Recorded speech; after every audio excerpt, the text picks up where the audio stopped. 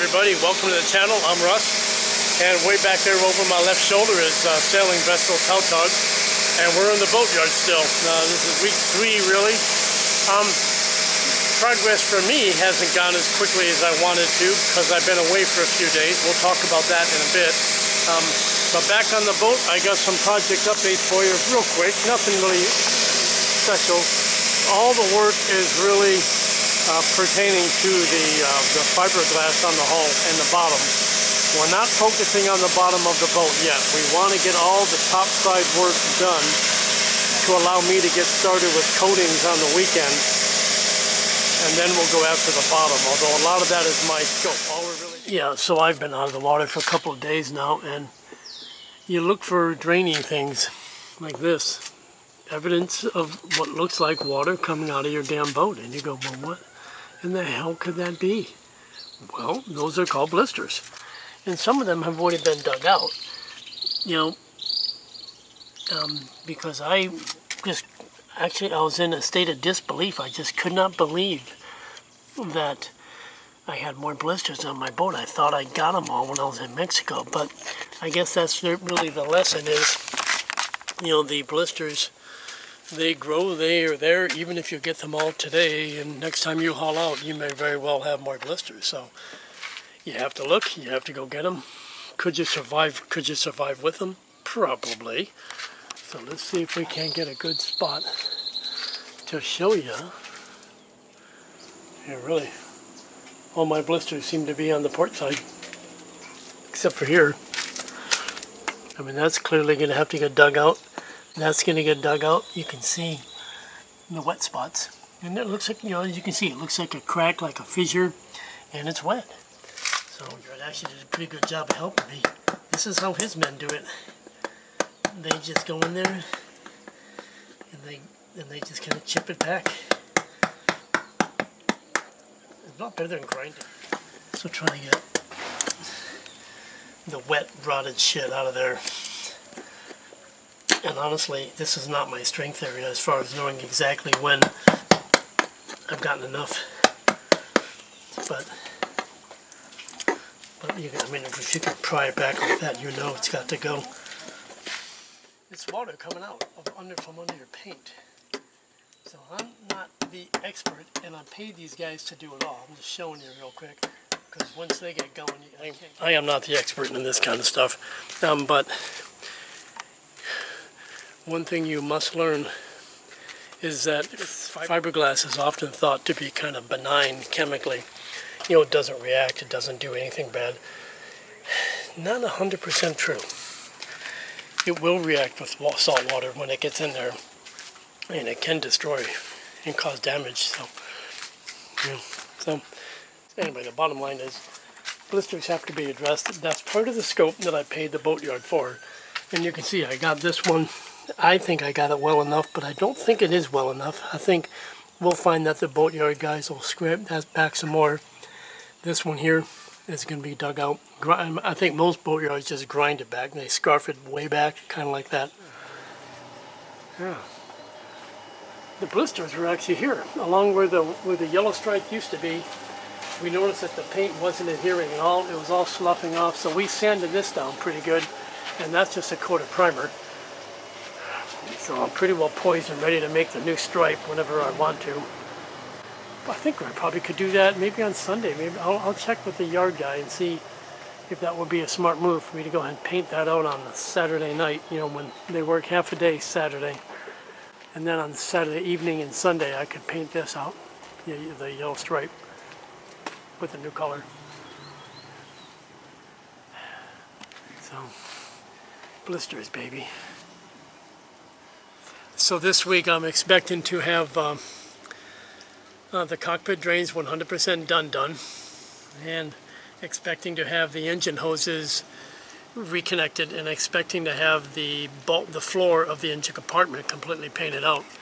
And I still have to decide, I guess, if I want to go after the lube oil cooler, if I want to try to move it. That's the question. I can get new hoses made, but I think I'm just not too keen on trying to move that cooler, because if you move the cooler, then you got to move the cooling lines to the cooler. And it just work that I don't think adds enough value, to make it worth any risk. I mean, right now everything works, so you replace the oil hoses that are pinched there between the engine block. Yeah, that makes sense.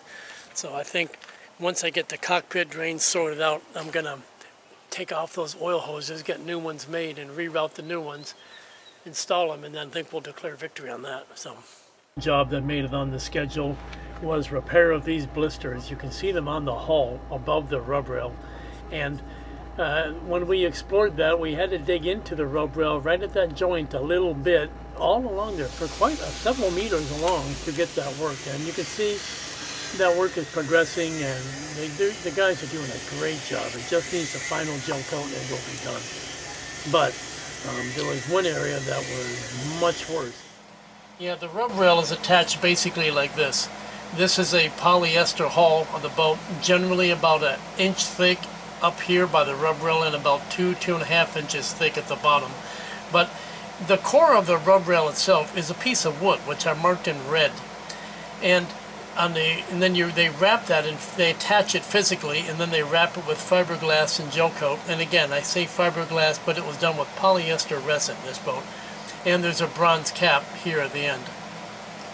Now what happened, unfortunately, is that somebody probably hit a dock once, at some point. Maybe it was me, but I don't think so.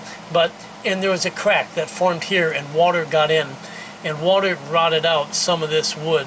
So some of this wood has already been chipped and ground away. Got pictures of it here looking from the top.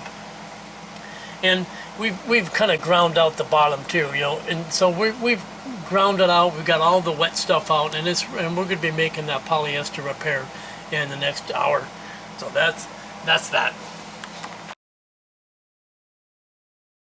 Time in the engine compartment, working around the clouds of fiberglass dust, we got this seacock moved. I should say we abandoned the old seacock. That's trash now. Blank fiberglassed over the hull, and then as you can see, we're doing a dry fit right here to get this valve, and then we goop it up with the 3M 5200, and then we go back for the final.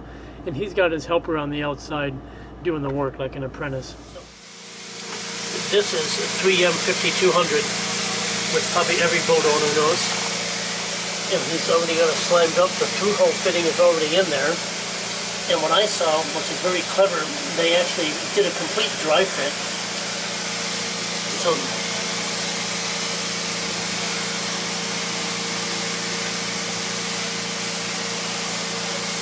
I put a lot more. Okay.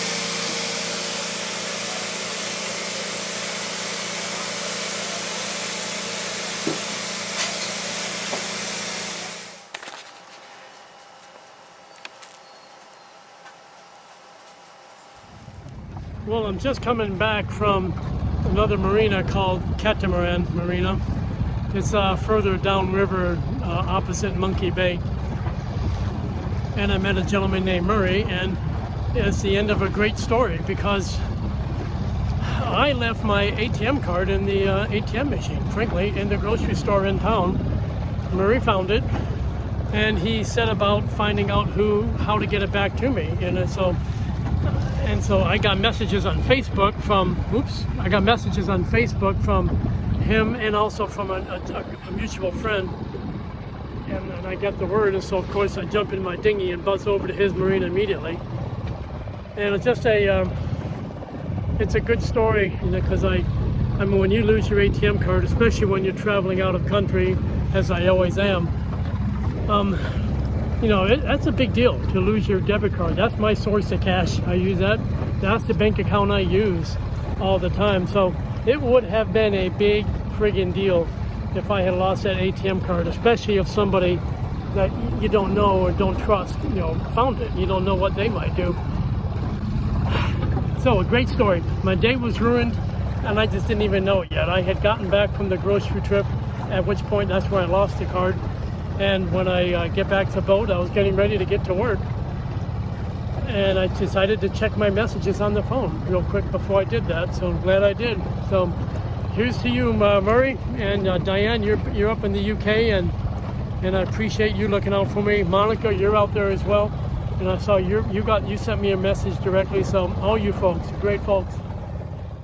My debit card back in my possession. I went on a visa run. Now a visa run is necessary. It resets your clock. So imagine I'm allowed to stay a certain number of days in this country before I have to process for a new visa or get extensions. One thing you can do is you can go right up to that limit, then take a quick trip out of the country, then come back in, and you get a fresh 90 days as it is in Guatemala. And that's what I did. So I am not on board sailing vessel Tautog. I'm walking through the jungle right now, and you might think I'm in Guatemala somewhere, but I'm not actually. In Guatemala, visitors can stay for 90 days without a visa in general.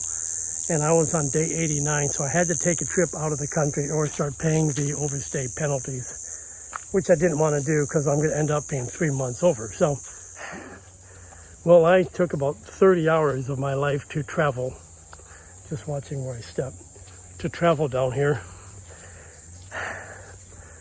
I mean, the freaking tuk-tuk picked me up an hour early, and I wasn't expecting that, so I had to sit in the bus station for 2 hours, then rode the bus for 6 hours, then got to the airport, then had to wait in the airport for almost 10 hours for the flight, end up sleeping on the bare concrete floor, and all of that was just so I could see these darn stone balls, and I'm really glad I got here. Stone spheres are something most of you have probably already heard of, but I knew that I'm not likely to come to this area again anytime soon, so I wanted to see this before I left Guatemala, and since I had to do a visa run anyway, I didn't want to come here, and I just wanted to touch some of these balls. The culture was from the Diquis. This is called the Diqui Delta, along the river Sierra, which means serpent, and the culture is not well known, to be honest. These stones were thought to be put here for astronomical purposes, perhaps, or maybe just, to show reverence. We don't quite know, and we think they're about 2,000 years old. But I did want to go see them, and that meant coming to this area. And I stayed at a pretty cool little hotel right along this river. Coconut.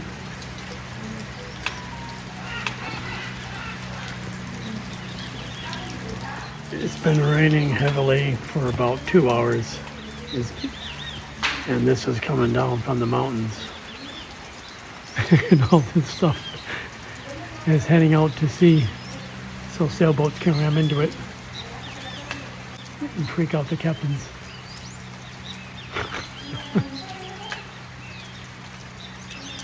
Canada Lake, there's palm trees in the back.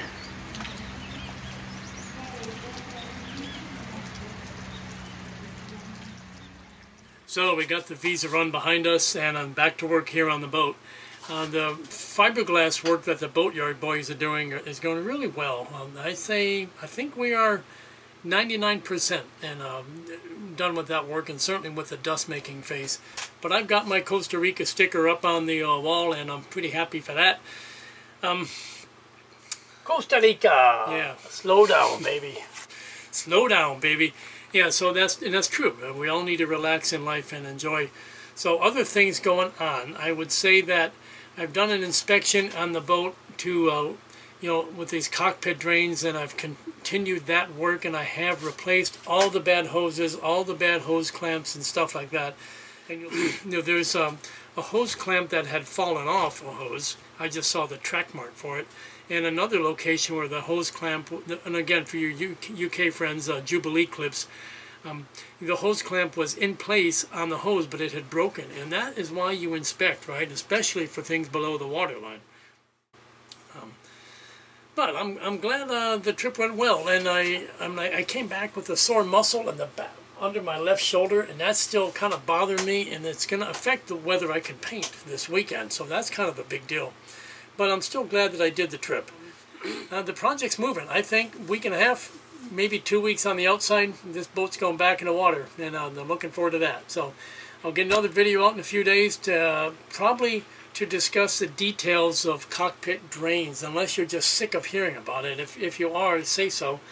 But I have made a few changes to the design, and I've got another design change I would do in the future if I had another opportunity. But With that, guys, I think we're good. Boat work is progressing. In a few days, I'll be sitting on the scaffold painting away, and new camouflage, baby. And I've got to decide what color for the boat stripe, and I need to decide whether I want orange at the top or a different color. So those key decisions coming up today. Otherwise, take care. Look forward to your comments. Cheers, guys. Bye-bye.